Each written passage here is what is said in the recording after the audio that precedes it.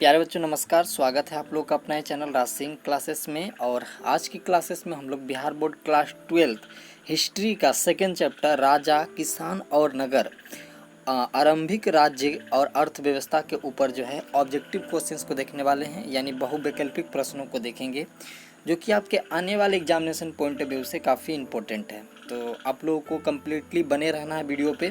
इसमें हम लोग 48 क्वेश्चंस करेंगे सेकंड चैप्टर से, और इसमें जितने भी आप लोग का क्वेश्चन बैंक है और जितने भी क्वेश्चन जो है इम्पोर्टेंट होगा आपके आने वाले एग्जामिनेशन, जो भी आप तैयारी कर रहे हैं उसके लिए जो भी इम्पोर्टेंट क्वेश्चन बनता है, सारे क्वेश्चंस हम लोग डिस्कस करेंगे और केवल आज के ही वीडियो में।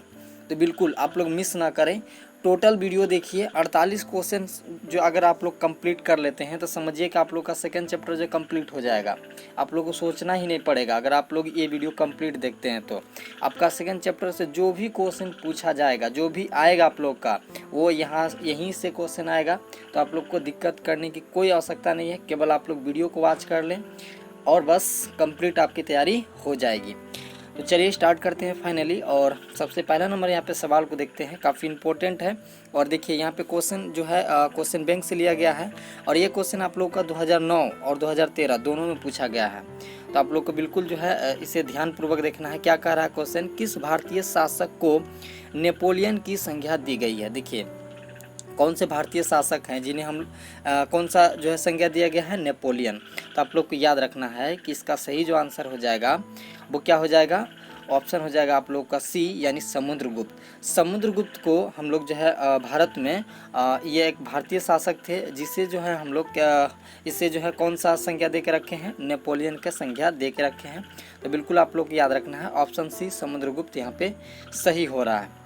अगला देखिए यहाँ पे 2 नंबर सवाल क्या कर रहा है, 16 महाजनपदों में से सबसे शक्तिशाली महाजनपद कौन था।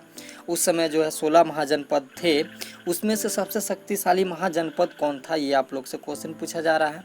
तो अगर इसकी सही आंसर की बात करें तो उस समय जो है ना, उस समय मगध जो जनपद थी वो सबसे महाजनपद थी।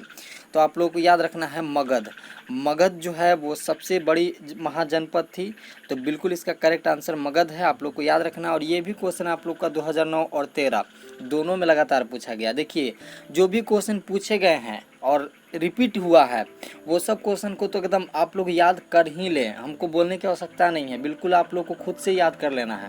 क्योंकि देखिए 2009 में यहाँ पे पूछा गया पहला बार, फिर 2013 में पूछा गया, तो फिर हो सकता है कि आपका 2021 में भी पूछे, 22 में भी पूछे, 23 में भी पूछे। तो जब भी आप लोग वीडियो देख रहे हैं, क्वेश्चन देखिए, क्वेश्चन नहीं चेंज होता है बिहार बोर्ड में, रिपीट करता है। तो बिल्कुल आप लोग को जो है जो भी क्वेश्चन रिपीट हुआ है उसे एकदम याद कर ही लेना है। ओके, चलिए आगे बढ़ते हैं। यहाँ पे 3 नंबर सवाल को देखते हैं, किस शिलालेख में अशोक के कलिंग विजय का उल्लेख है। कलिंग विजय का जो है उल्लेख है वो कौन सा शिलालेख है, वो आप लोग को याद रखना है। और ये भी क्वेश्चन देखिए रिपीटेड है, 2009 और 11 दोनों में पूछा गया क्वेश्चन है। और इसका अगर सही आंसर की बात करें तो 13वां जो है आपका शिलालेख जो मिला था सम्राट अशोक का, उसमें कलिंग जो है, जो कलिंग पे जो विजय पाए थे सम्राट अशोक, उसका जो है उल्लेख दिया गया है। तो आप लोग को याद रखना है कौन सा, 13वां शिलालेख। ओके, तो बिल्कुल आप लोग याद रखेंगे। 4 नंबर सवाल देखिए यहाँ पे, कनिष्क की राज्यारोहण तिथि है। कनिष्क की राज्यारोहण तिथि कौन सी है। तो बिल्कुल आप लोग को याद रखना है, इसका सही जो आंसर है वो आपका 78 ईस्वी, यानी 78 ईस्वी इसका जो है करेक्ट आंसर है। तो बिल्कुल आप लोग को याद रखना है। और ये भी क्वेश्चन आप लोग का रिपीटेड है, 2009 और 11 में पूछा गया सवाल है। और अगला देखिए बहुत ही इंपॉर्टेंट, MVVI बोले या VVI बोले, कुछ भी बोल सकते हैं, बट याद हो जाना चाहिए बस। देखिए सवाल ये आप लोग का 2009, 12 और 19 तीनों में पूछा गया है, काफ़ी इंपॉर्टेंट सवाल है। धम्म महामात्रों को किसने नियुक्त किया था। धम्म महामात्रों को किसने नियुक्त किया था। तो बिल्कुल इसका सही जो आंसर है वो है आप लोगों का अशोक, यानी सम्राट अशोक ने जो है धम्म महामात्रों को जो है नियुक्त किया था। तो बिल्कुल आप लोग को याद रखना है, इस तरह का सवाल अगर आए तो आप लोग को बिल्कुल जो है एक झटके में उसका आंसर देना है। तो याद करेंगे तभी तो एक झटके में आंसर दे पाएंगे। तो बिल्कुल आप लोग इसको याद रखना है कि धम्म महामात्रों को जो है वो आपका अशोक ने नियुक्त किया था। तो बिल्कुल इसका सही आंसर क्या हो जाएगा, ऑप्शन सी बिल्कुल करेक्ट है। अगला देखिए उसी तरह के इंपॉर्टेंट सवाल है, और ये भी आपका लगातार 3 ईयर तक क्वेश्चन पूछा गया है। देखिए अशोक किस वंश का शासक था। सिंपल है, अगर थोड़ा सा भी आप लोग पढ़े होंगे तो याद आ रहा होगा कि अशोक जो है वो किस वंश का शासक थे, मौर्य वंश के शासक थे। ओके। और इसमें बहुत सारे टीवी सीरियल भी आप लोग देख चुके हैं। तो बिल्कुल ये सब क्वेश्चन तो आप लोग को जुबान पे होगा, तो इसमें कहने वाली कोई बात ही नहीं है। अगला देखिए 7 नंबर सवाल, भारतीय इतिहास का कौन सा काल स्वर्ण काल के नाम से जाना जाता है? भारतीय जो है इतिहास का कौन सा काल है जिसे स्वर्ण काल के नाम से जाना जाता है, यानी स्वर्ण काल के नाम से? तो बिल्कुल आप लोग को याद रखना है, अगर याद नहीं है तो यह गुप्त काल है, जिसे जो है भारतीय इतिहास ने स्वर्ण काल का नाम दिया है, यानी स्वर्ण काल के नाम से हम लोग याद करते हैं उसको। ओके। अगला सवाल देखिए यहाँ पे 8 नंबर सवाल, और ये तो बहुत ही इंपॉर्टेंट है। 5 स्टार 6 स्टार 7 स्टार जो भी स्टार लगाना लगाइए, काफ़ी इंपॉर्टेंट सवाल है। देखिए, प्रयाग प्रस्ती की रचना किसने की थी? प्रयाग प्रस्ती की रचना किसने की थी? तो इसका सही आंसर जो हो जाएगा वो हो जाएगा आपका ऑप्शन सी, यानी हरिसेन। क्या प्रयाग प्रस्ती की रचना जो है वो आपका हरिसेन ने की थी। और ये क्वेश्चन देखिए 10, 13, 15, 16, 18 यानी हर 2 साल बाद करके 2 साल 3 साल बाद करके पूछा गया सवाल है। तो बिल्कुल आप लोग को याद रखना है। अगला सवाल देखिए यहाँ पे 9 नंबर सवाल, मौर्यकालीन टकसाल का प्रधान कौन था? मौर्यकालीन टकसाल का प्रधान कौन था? तो बिल्कुल आप लोग को याद रखना है, मौर्यकालीन टकसाल का जो है प्रधान था वो आपका लक्षणाध्यक्ष था। कौन था? लक्षणाध्यक्ष था। तो बिल्कुल आप लोग को याद रखना है, ऑप्शन डी जो होगा बिल्कुल इसका करेक्ट हो जाए। अगला सवाल देखिए यहाँ पे सवाल नंबर 10 क्या कर रहा है, राजतरंगिणी के लेखक कौन थे? राजतरंगिणी के लेखक कौन थे, ये आप लोग से क्वेश्चन पूछा गया है। इसका क्या होगा सही आंसर? तो अगर सही आंसर की बात करें तो सही आंसर जो होगा वो हो जाएगा आपका ऑप्शन डी, यानी कल्हन। कौन थे? कल्हन थे। आप लोग को बिल्कुल याद रखना है, राजतरंगिणी का जो है लेखक थे वो कौन थे? कल्हन थे। और ये क्वेश्चन आप लोग को 2011 में चूंकि पूछा गया है, तो बिल्कुल आप लोग को याद ही कर लेना है। ओके। अगला सवाल देखिए 11 नंबर क्या कर रहा है, अर्थशास्त्र और इंडिका से किस राजवंश के विषय में जानकारी मिलती है? अर्थशास्त्र और इंडिका से किस राजवंश की जो है जानकारी मिलती है? तो बिल्कुल याद रखना आप लोगों को, 9 और 12 दोनों में पूछा गया है। तो इसका सही आंसर की बात करें तो आपका मौर्य वंश है, यानी ऑप्शन ए बिल्कुल करेक्ट है। अर्थशास्त्र और इंडिका इन दोनों से किसका जो है राजवंश का जो है जानकारी मिलता है? तो बिल्कुल आप लोग को याद रखना है, अर्थशास्त्र मौर्य वंश। ओके, चाणक्य की बात आ जाती है, तो बिल्कुल आप लोग इस तरह से भी याद रख सकते हैं। अगला सवाल देखिए 12 नंबर सवाल क्या कह रहा है, अर्थशास्त्र की रचना कब हुई थी? अर्थशास्त्र की रचना कब हुई थी? तो बिल्कुल आप लोग को याद रखना है, इसका सही आंसर जो होगा वो हो जाएगा आपका 4वीं शताब्दी ईसा पूर्व में। कब हुई थी? 4वीं शताब्दी ईसा पूर्व में हुई थी। तो बिल्कुल याद रखना आप लोग को। अगला सवाल देखिए 13 नंबर, पतंजलि महाभाष्य से हमें जानकारी मिलती है। पतंजलि के महाभाष्य से हमें जानकारी मिलती है, किस चीज़ की जानकारी मिलती है? तो इसका अगर सही आंसर की बात करें तो क्या हो जाएगा इसका सही आंसर? सही आंसर हो जाएगा आपका ऑप्शन सी, यानी प्राक्य मौर्य काल की। किसकी जो है जानकारी मिलती है? प्राक्य मौर्य काल की जानकारी मिलती है। तो बिल्कुल आप लोग को याद रखना है। अगला सवाल देखिए, और ये सवाल जो है आप लोगों का 15, 16 और 20 में पूछा गया सवाल है, अर्थशास्त्र के लेखक कौन थे? देखिए, अर्थशास्त्र के लेखक कौन थे? तो बिल्कुल आप लोग को जो है याद रखना है, अर्थशास्त्र के लेखक जो थे वो आपका कौटिल्य थे। कौन थे? कौटिल्य थे। तो बिल्कुल आप लोग को याद रखना है, कौटिल्य थे। नेक्स्ट क्वेश्चन देखिएगा यहाँ पे 15 नंबर क्वेश्चन, बिंबिसार का संबंध किस वंश से था? बिंबिसार का संबंध जो था वो किस वंश से था, ये आप लोग से क्वेश्चन पूछा जा रहा है। और इसका क्या हो जाएगा राइट आंसर, जल्दी से आप लोग सोच के बताएंगे। बिल्कुल इसका अगर सही आंसर की बात करें तो सही आंसर जो हो जाएगा वो हो जाएगा ऑप्शन ए, यानी हार्यक वंश से जो है संबंधित थे। बिल्कुल आप लोग याद रखना है, हार्यक वंश से जो है यह संबंधित थे बिंबिसार। तो बिल्कुल आप लोग को याद रखना है। अगला क्वेश्चन है यहाँ पे 16 नंबर क्वेश्चन क्या कर रहा है देखिएगा, वाजी को सामाजिक ग्रंथों में कहा गया है। वाजी को सामाजिक ग्रंथों में क्या कहा गया है, यह क्वेश्चन है। और इसका अगर सही आंसर की बात करें तो सही आंसर क्या हो जाएगा, वजी को सामाजिक ग्रंथों में क्या कहा जाएगा? वजी को सामाजिक ग्रंथों में क्या कहा जाएगा? इसका सही आंसर आप लोग का ऑप्शन ए है, गण संघ कहा गया है। क्या कहा गया है? गण संघ कहा गया है। ऑप्शन ए बिल्कुल यहाँ पे करेक्ट हो रहा है, आप लोग को याद रखना है। अगला सवाल देखिए यहाँ पे 17 नंबर सवाल क्या कर रहा है, जनपद शब्द का शाब्दिक अर्थ क्या होता है? देखिएगा जनपद शब्द का शाब्दिक अर्थ क्या होता है, ये क्वेश्चन आप लोग एकदम बिल्कुल याद रखिएगा। ये क्वेश्चन हो सकता है कि आपके आने वाले क्वेश्चन एग्जामिनेशन में देखने को मिल जाए। तो बिल्कुल इसका सही आंसर क्या हो जाएगा, ऑप्शन ए और बी दोनों सही है। यहाँ पे जहाँ लोग मवेशी रखते हैं और जहाँ लोग अपना घर बनाते हैं, यही आपका संबंध होता है जनपद शब्द का शाब्दिक अर्थ से। तो ऑप्शन ए और बी दोनों सही है। तो यहाँ पे सही क्या हो जाएगा, सही हो जाएगा आपका ऑप्शन सी, ए और बी दोनों। ओके, अगला सवाल देखते हैं यहाँ पे 18वां सवाल क्या कर रहा है देखिएगा, पंच चिन्ह वाले सिक्के बने होते थे। पंच चिन्ह वाले सिक्के जो उस जमाने में बने हुए होते थे, कौन सी मुद्रा के बने हुए होते थे? तो बिल्कुल आप लोग को याद रखना है, पंच चिन्ह वाले जो सिक्के बने हुए होते थे वो होते थे आप लोगों का चांदी के और तांबे के, और मतलब चांदी का भी देखने को मिलता था और तांबे का भी देखने को मिलता था। तो बिल्कुल आप लोग को दोनों ऑप्शन सही है यहाँ पे, तो ऑप्शन डी यहाँ पे बिल्कुल करेक्ट हो जाएगा, बी और सी दोनों।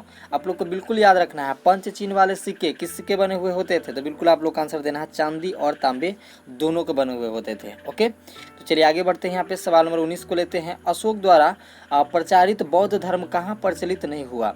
अशोक द्वारा जो प्रचार किया गया बौद्ध धर्म का वह जो है कौन सा स्थान से जहाँ जो है प्रचलित नहीं हुआ, यानी नहीं चला वहाँ पे? तो बिल्कुल आप लोग को याद रखना है, इसका सही आंसर जो होगा वो हो जाएगा आपका ऑप्शन बी, यानी ब्रिटेन। ब्रिटेन एक ऐसा जगह था जहां अशोक के द्वारा जो है प्रचलित बौद्ध धर्म का जो है प्रचलित नहीं हुआ, यानी वहां पे नहीं चला। वहां के लोग क्या किए? एक्सेप्ट नहीं किए थे। ब्रिटेन के लोग थे जो एक्सेप्ट नहीं किए थे। तो बिल्कुल आप लोग का ऑप्शन बी यहाँ पे बिल्कुल करेक्ट हो रहा है। ओके, अगला सवाल देखिए, 20 नंबर सवाल क्या कह रहा है? पाटलिपुत्र नगर की स्थापना की गई थी। पाटलिपुत्र नगर की स्थापना की गई थी, और अगर इसकी सही आंसर की बात करें तो इसका सही आंसर जो है वो है आप लोग का ऑप्शन सी, यानी उदयीन द्वारा। किसके द्वारा? उदयीन के द्वारा जो है ये पाटलिपुत्र की स्थापना की गई थी। तो बिल्कुल आप लोग को याद रखना है। अगला सवाल देखिए, सवाल नंबर 21, और ये क्वेश्चन काफ़ी इंपॉर्टेंट है क्योंकि ये कई बार रिपीट किया गया है। प्रसिद्ध ग्रंथ इंडिका की रचना किसने की थी? प्रसिद्ध ग्रंथ जो इंडिका है उसकी रचना किसने की थी, यानी इसका रचनाकार कौन थे?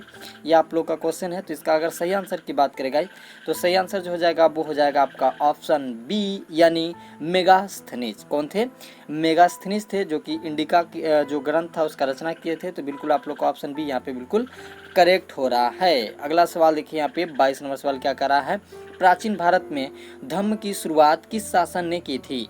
प्राचीन भारत में धम्म की शुरुआत किस शासक ने की थी?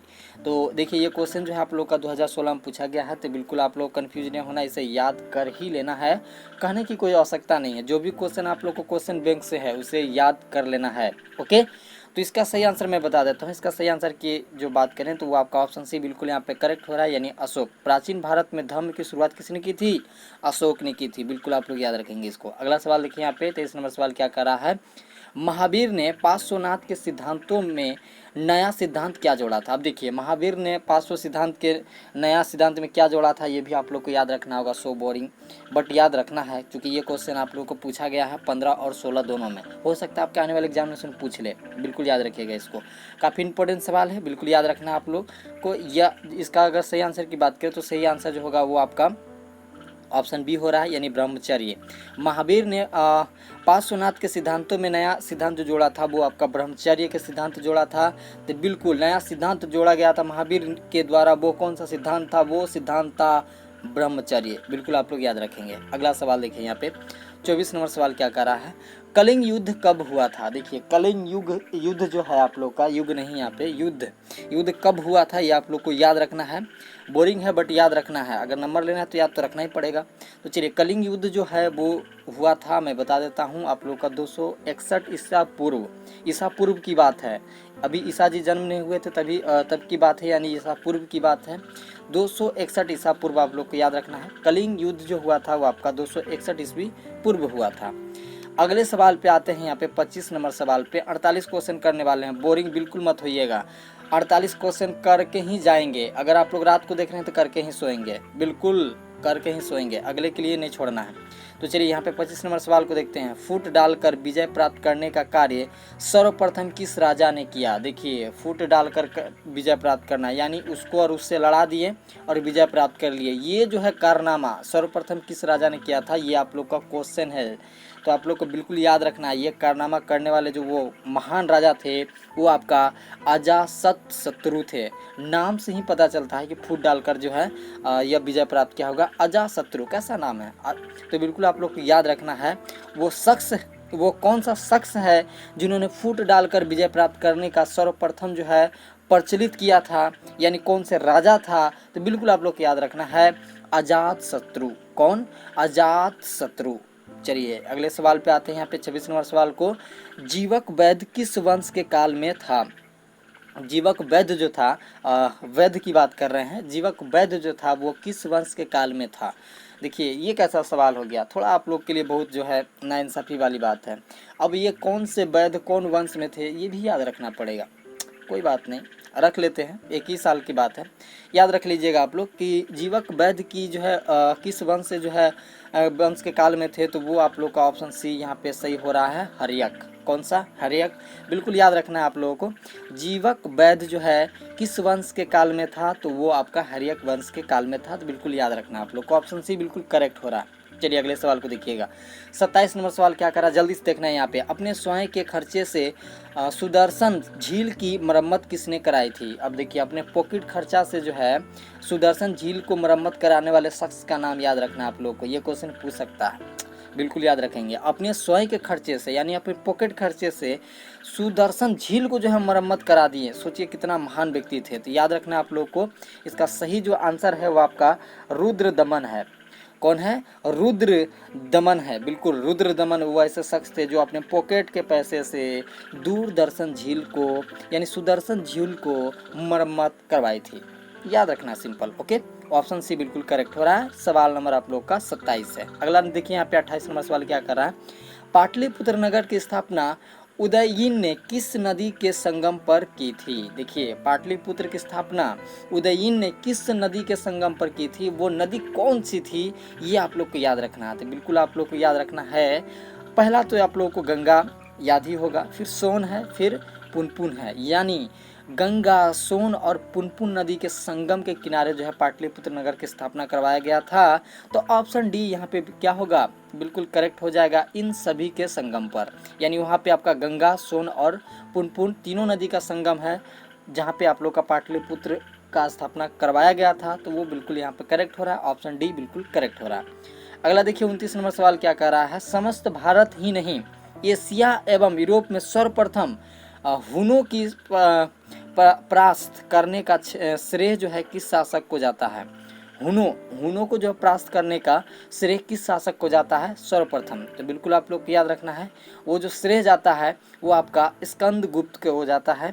यानी स्कंदगुप्त वो शासक थे जिन्होंने समस्त भारत ही नहीं एशिया एवं यूरोप में सर्वप्रथम हुनों को परास्त किए थे। तो और ये श्रेय भी उन्हीं को जाता है, स्कंदगुप्त को। तो बिल्कुल आप लोग को याद रखना है, स्कंदगुप्त इसका बिल्कुल करेक्ट आंसर है। अगला सवाल लेते हैं, 30 नंबर सवाल देखिएगा यहाँ पे क्या कर रहा है। यूरोप का समुद्रगुप्त कौन था? यूरोप का समुद्रगुप्त कौन था? अब कौन था नहीं था आप लोग सोच रहे होंगे हम क्यों याद रखें। अरे भाई नंबर लेना है, याद रखना ही पड़ेगा आप लोग को। चलिए याद कीजिए इसको। यूरोप का समुद्रगुप्त कौन था? यूरोप का समुद्रगुप्त जो था वो था आप लोग का नेपोलियन। तो बिल्कुल याद रखना है आप लोग को, ऑप्शन बी जो है बिल्कुल करेक्ट हो रहा है, नेपोलियन। ओके, अगला सवाल देखते हैं यहाँ पे 31 नंबर सवाल है, बहुत ही हल्का सवाल है। किसके अभिलेख में भूमि दान का उल्लेख मिलता है? देखिए अब किसी का अभिलेख है जिसमें भूमि दान का उल्लेख मिलता है, उसे ही आप लोग को याद रखना है। और इसे याद रखने के मिलेगा आप लोग को 1 नंबर। 1 नंबर के लिए आप लोग को याद रखना है ये क्वेश्चन, किसके अभिलेख में भूमि दान का उल्लेख मिलता है? तो बिल्कुल याद रखना आप लोग को, ऑप्शन सी यानी प्रभावती गुप्त। प्रभावती गुप्त के जो है अभिलेख में आप लोग को भूमि दान का उल्लेख मिलता है। तो ऑप्शन सी बिल्कुल करेक्ट हो रहा है, चुपके से इसको याद रख लेंगे आप लोग। ये जो है सही आंसर आप लोग का प्रभावती गुप्त है। चलिए अगला सवाल को लेते हैं यहाँ पे 32 नंबर सवाल को क्या कह रहा है देखिएगा। भूमि अनुदान से संबंधित प्रथम अभिलेखीय प्रमाण किसका है? भूमि अनुदान से संबंधित प्रथम अभिलेखीय प्रमाण किसका है? तो बिल्कुल याद रखना आप लोग को, इसका सही आंसर जो हो रहा है गाइज वो आपका ऑप्शन बी यानी सातवाहन काल। किसका है? सातवाहन काल का जो है अभिलेख जो है प्रमाण मिलता है। तो बिल्कुल आप लोग को ऑप्शन बी याद रखना है, बिल्कुल करेक्ट हो रहा है। अगला देखिए 33 नंबर सवाल, 510 ईस्वी में सती प्रथा का साक्ष्य वाला प्रथम अभिलेख कहाँ मिला था? अब देखिए वह कौन सा अभिलेख था जिसमें 510 ईस्वी में सती प्रथा का साक्ष्य प्राप्त हुआ था? तो बिल्कुल आप लोग को याद रखना है, इसका सही आंसर जो है वो है आपका एरन, यानी इसको सागर के नाम से भी जानते हैं।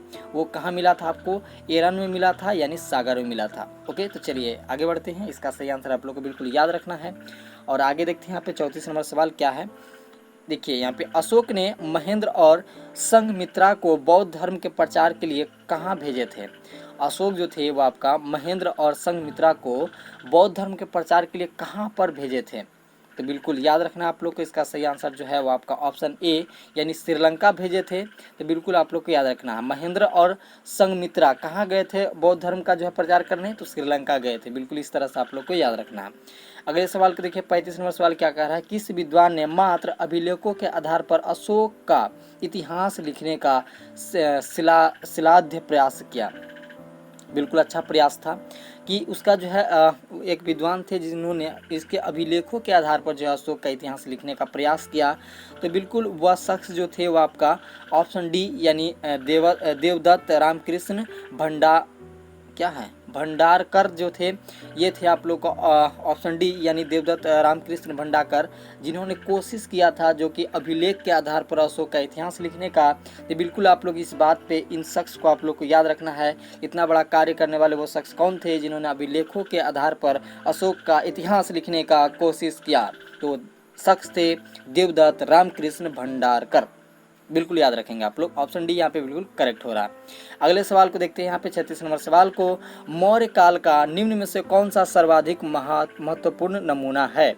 निम्न में से मौर्य काल का जो है सबसे सर्वाधिक महत्वपूर्ण नमूना कौन सा है? तो बिल्कुल आप लोग को याद रखना है ऑप्शन डी यानी स्तंभ। मौर्य काल के जितने भी स्तंभ जो हैं वो महत्वपूर्ण हैं, महत्वपूर्ण नमूना है, और यह आपको जो है प्रूव करता है कि मौर्य काल भी कभी था। तो बिल्कुल आप लोग को याद रखना है स्तंभ इसका बिल्कुल करेक्ट आंसर है। अगला देखिए यहाँ पे 37 नंबर सवाल क्या कह रहा है? गुप्तों के काल में कौन चीनी यात्री भारत आया था? और ये काफ़ी इंपॉर्टेंट है गाइस, तो बिल्कुल आप लोग को याद रखना है। ये आपका 14 और 19 दोनों में पूछा गया है। तो इसका सही आंसर की बात करें तो आपका फमवान जो है, ये चूँकि 10th में भी कई बार क्वेश्चन पूछा जा चुका है और आपका 12th में भी पीछा नहीं छोड़ रहा है, तो बिल्कुल आप लोग इसको रट ही जाओ। गुप्त काल में जो है आपका गुप्तों के काल में जो है कौन चीनी यात्री भारत आया था? तो ऑप्शन बी बिल्कुल करेक्ट है। फमवान जो है ये यात्री जो था वो आपका चीनी यात्री था, लेकिन भारत आया था किसके काल में? गुप्तों के काल में। बिल्कुल। अगला सवाल लेते हैं यहाँ पे 38 नंबर सवाल, मेगास्थनीज भारत में किसके दरबार में आया था? मेगास्थनीज जो था भारत में किसके दरबार में सर्वप्रथम आया था? तो बिल्कुल याद रखना आप लोग को, वो जो है आपका चंद्रगुप्त मौर्य का जो है दरबार में सर्वप्रथम आया था मेगास्थनीज। तो बिल्कुल याद रखेंगे, इसका ऑप्शन ए बिल्कुल करेक्ट हो रहा है। अगला देखिए 39 नंबर सवाल क्या कर रहा है? समुद्रगुप्त की जानकारी होती है। समुद्रगुप्त की जानकारी होती है। तो बिल्कुल इसका ऑप्शन देखकर आप लोग इसका करेक्ट आंसर बताना है। मैं इसका करेक्ट आंसर बताऊंगा। इसका करेक्ट आंसर क्या है मैं बताता हूं आप लोगों का। करेक्ट आंसर जो है वो आपका ऑप्शन बी बिल्कुल करेक्ट है, यानी प्रयाग प्रास्ती से। क्या? प्रयाग प्रास्ती से समुद्रगुप्त की जानकारी मिलती है। तो बिल्कुल आप लोग को याद रखना है। अगला सवाल देखिए 40 नंबर सवाल क्या कह रहा है? नवरत्न किस शासक के दरबार में रहते थे? नवरत्न किस शासक के दरबार में रहते थे? तो बिल्कुल इसका सही आंसर की बात करें तो आपका चंद्रगुप्त विक्रमादित्य के दरबार में जो है आपका नवरत्न जो है शासक रहते थे। तो बिल्कुल आप लोग को याद रखना है, ऑप्शन डी बिल्कुल इसका करेक्ट हो रहा है। चलिए अगला सवाल को देखिए 41 नंबर सवाल का, अभिज्ञान शकुंतलम की रचनाकार है। अभिज्ञान शकुंतलम का रचनाकार है वह कौन शख्स है जो अभिज्ञान शकुंतलम की रचना की थी? तो बिल्कुल आप लोग याद रखना, ऑप्शन ए जो है बिल्कुल यहाँ पे करेक्ट है, ऑप्शन ए यानी कालिदास। अगला सवाल देखिए यहाँ पे 42 नंबर सवाल, प्राचीन भारत में अभिलेख की शुरुआत किस शासक ने की थी? प्राचीन भारत यानी बहुत पहले के भारत में अभिलेख लिखने का शुरुआत किस शासक ने स्टार्ट किया था? तो बिल्कुल आप लोग को याद रखना है, वो शासक थे आपका अशोक थे। अशोक जी क्या करते थे कि जहाँ भी कुछ भी कृति करते थे, यानी कोई मतलब जंग जीत ली या कुछ अच्छा किए, तो वहाँ पे क्या करते थे? स्तंभ गाड़ते थे और स्तंभ में अपना जो है आलेख लिख देते थे, अपना ईस्वी वगैरह जो भी डिटेलिंग वो लिख देते थे। तो वो सबसे पहले जो है इस चीज़ का शुरुआत किए थे। तो बिल्कुल ऑप्शन जो है बी इसका बिल्कुल करेक्ट होगा। अगला सवाल देखिए 43 नंबर सवाल होगा, जल्दी से ख़त्म करने की कोशिश है, कोई बात नहीं, ज़्यादा जल्दी भी नहीं है, हम लोग आराम से चलेंगे। किस शासक को प्रियदर्शी कहा गया है? देखिए किस शासक को प्रियदर्शी कहा गया है? तो बिल्कुल आप लोग को याद रखना है, वो शासक जो है आपका अशोक है, इसे प्रियदर्शी कहा गया है। तो ऑप्शन ए बिल्कुल क्या हो जाएगा? बिल्कुल करेक्ट हो जाएगा, याद रखना है चुपके से। चलिए सवाल नंबर यहाँ पे देखिए 44 नंबर सवाल क्या कर रहा है? मेगास्थनीज ने अपने यात्रा वृत्तांत में भारत के समाज को कितने वर्गों में विभाजित किया गया है? अब देखिए मेगास्थनीज अपने अनुसार जो है यात्रा के वृत्तांत में भारत के समाज को कितने वर्गों में विभाजित किया है वो आप लोग को याद रखना है। 1 नंबर लेना है तो याद करना ही होगा आप लोग को। तो वो कितने भागों में जो है विभाजन किया था, तो बिल्कुल आप लोग को याद रखना है। इसका ऑप्शन बी यानी करेक्ट है, यानी 7 भागों में। कितने भागों में? 7 भागों में। ओके, केवल आप लोग को याद रखना है मेगास्थनीज ने अपने जो है बुक में यानी अपने अनुसार जो है भारतीय समाज को कितने भागों में विभाजित किया गया था, तो 7। ओके, तो बिल्कुल आप लोग को याद रखना है। अगला सवाल देखिए 45 नंबर सवाल क्या कह रहा है कि एलोरा में कैलाश मंदिर किस राजवंश ने निर्मित करवाया था। एलोरा में जो आपका कैलाश मंदिर है वो कौन सा राजवंश थे जिसने निर्माण करवाया था। और ये क्वेश्चन आप लोग का 9 और 12 में पूछा गया सवाल है और उसके बाद क्वेश्चन नहीं आया, तो बिल्कुल आप लोग स्टार लगा लीजिए, 8-10 स्टार लगा लीजिए, लेकिन याद हो जाना चाहिए। ये क्वेश्चन काफ़ी इंपॉर्टेंट है गाइज। ओके, तो चलिए ऑप्शन डी जो होगा इसका बिल्कुल करेक्ट आंसर होगा राष्ट्रकूट। क्या हो जाएगा? ऑप्शन डी बिल्कुल करेक्ट हो जाएगा, यानी राष्ट्रकूट। अगला सवाल देखिए यहाँ पे 46 नंबर सवाल क्या कर रहा है, पुराणों की संख्या कितनी है। देखिए ये सवाल काफ़ी बार रिपीट किया है और आपका 2020 में भी क्वेश्चन पूछा गया है, इसे याद रखना है। उतना भी इम्पोर्टेंट नहीं है बट इम्पोर्टेंट है, जो कि लगातार भी क्वेश्चन पूछ देता है। देखिए 19-20 लगातार क्वेश्चन पूछा है, तो हो सकता है कि आपका लगातार क्वेश्चन पूछ ले, तो बिल्कुल याद कर लेना आप लोगों को कि पुराणों की संख्या कितनी है। पुराणों की संख्या आप लोग का 18 है, यानी ऑप्शन बी बिल्कुल यहाँ पे करेक्ट है, 18 है पुराणों की संख्या। ओके, अगला सवाल देखिए 47 नंबर सवाल क्या कर रहा है, तक्षशिला विश्वविद्यालय कहाँ स्थित है। देखिए तक्षशिला सबसे इंपॉर्टेंट क्वेश्चन आप लोग का लास्ट में पूछा जा रहा है, तक्षशिला विश्वविद्यालय कहाँ पे स्थित था, तो बिल्कुल आप लोग को याद रखना है तक्षशिला विश्वविद्यालय जो है ना वो आप लोग का स्थित था ऑप्शन ए यानी पाकिस्तान में। अब इस चूँकि पाकिस्तान में चला गया है, पहले इंडिया में था, दिक्कत वाली बात नहीं है, दुखी मत होइएगा, वो इंडिया का ही था, अभी चला गया थोड़ा सा पाकिस्तान में, है तो अपना भाई ही, कोई दिक्कत नहीं, चलेगा। चलिए अगला सवाल देखिए यहाँ पे 48 नंबर सवाल क्या कर रहा है, धम्म की शुरुआत किसने की थी। देखिए धम्म की शुरुआत की बात करें गाइस तो बिल्कुल आप लोग को याद होगा, धम्म की शुरुआत जो की थी वो आपका सर्वप्रथम अशोक ने की थी, तो ऑप्शन सी क्या हो जाएगा, बिल्कुल यहाँ पे करेक्ट हो जाएगा गाइस। तो यहाँ पे हम लोग सेकंड चैप्टर के जितने भी इंपॉर्टेंट ऑब्जेक्टिव क्वेश्चन थे उसे हम लोग डिस्कस कर लिया है। उम्मीद है आप लोग को कोई कन्फ्यूजन नहीं होगा। फिर भी अगर आप लोग वीडियो के रिगार्डिंग कोई भी कन्फ्यूजन है तो नीचे आप लोग कमेंट बॉक्स में कमेंट करें, अपना राय जरूर शेयर करें। अच्छा लगा तो बिल्कुल आप लोग जो है कुछ ना कुछ लिख कर ही जाएँ, विदाउट लिख कर कहाँ जाइएगा, थोड़ा लिख दीजिएगा तो अच्छा लगेगा। और वीडियो अच्छा लग रहा है तो बिल्कुल वीडियो को लाइक कर दीजिएगा। चैनल को अभी तक सब्सक्राइब नहीं किया और देख रहे हैं टुकुर टुकुर, तो नीचे जाके जल्दी से रेड बटन है क्लिक कर दीजिए, सब्सक्राइब कर लीजिए। आगे हम लोग मिलते रहेंगे अगर आप लोग सब्सक्राइब करके रखिएगा तो। चलिए मिलते हैं नेक्स्ट वीडियो में, तब तक के लिए जय हिंद जय भारत।